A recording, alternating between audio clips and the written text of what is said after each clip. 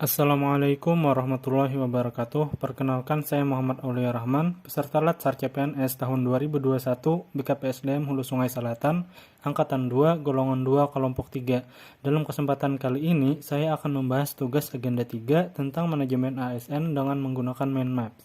Pertama-tama, kita akan membahas manajemen aparatur sipil negara atau ASN. Manajemen ASN adalah pengelolaan ASN untuk menghasilkan pegawai ASN yang profesional, memiliki nilai dasar, etika profesi, bebas dari intervensi politik, bersih dari praktik korupsi, kolusi, dan nepotisme. Manajemen ASN terdapat 4 sub-bahasan.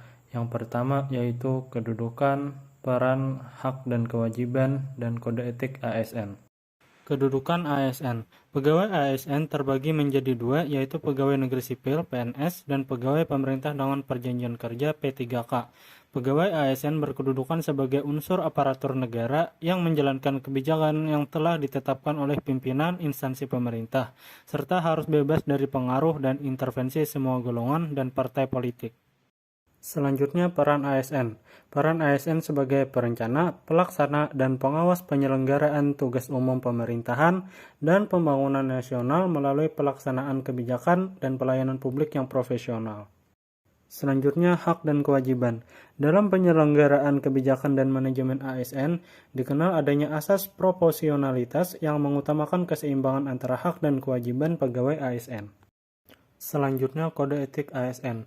Dalam Undang-Undang ASN disebutkan bahwa profesi ASN berlandaskan pada kode etik dan kode perilaku yang bertujuan untuk menjaga martabat dan kehormatan ASN. Selanjutnya, dalam manajemen ASN terdapat konsep sistem merit dalam pengelolaan ASN. Sistem merit adalah kebijakan dan manajemen ASN yang berdasarkan pada kualifikasi, kompetensi, dan kinerja secara adil dan wajar dengan tanpa membedakan latar belakang politik, ras, warna kulit, agama, asal-usul, jenis kelamin, status pernikahan, umur, atau kondisi kecacatan. Sistem merit terdapat beberapa bagian. Yang pertama, manfaat, yang kedua, prinsip, yang ketiga, pelaksanaan. Manfaat sistem merit terbagi menjadi dua. Yang pertama, organisasi untuk mendukung keberadaan prinsip akuntabilitas yang saat ini menjadi tuntutan dalam sektor publik. Yang kedua, ASN untuk menjamin keadilan dan juga menyediakan ruang keterbukaan dalam perjalanan karir seorang pegawai. Selanjutnya, prinsip sistem merit terdiri dari keadilan dan kewajaran, objektif, berbasis kinerja. Selanjutnya, pelaksanaan sistem merit. Yang pertama, penyusunan dan penetapan kebutuhan. Yang kedua, penilaian kinerja. Yang ketiga, pengembangan kompetensi, promosi, mutasi, penghargaan. Manajemen aparatur sipil negara selanjutnya yaitu mekanisme pengelolaan ASN.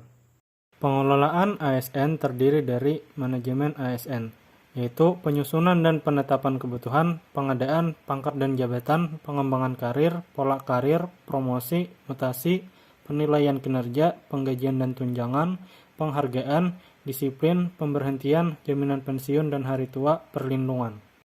Selanjutnya, manajemen P3K terdiri dari penetapan kebutuhan, pengadaan, penilaian kinerja, penggajian dan tunjangan, pengembangan kompetensi, pemberian penghargaan, disiplin, pemutusan perjanjian kerja, dan perlindungan.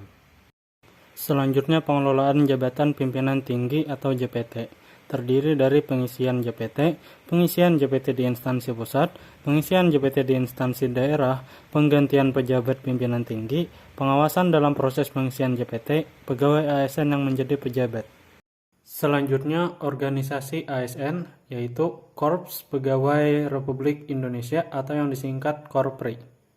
Selanjutnya, sistem informasi ASN terdiri dari data riwayat hidup, riwayat pendidikan formal dan non-formal, riwayat jabatan dan kepangkatan, riwayat penghargaan, tanda jasa atau tanda kehormatan, riwayat pengalaman organisasi, riwayat gaji, riwayat pendidikan dan latihan, daftar penilaian prestasi kerja, dan surat keputusan dan kompetensi.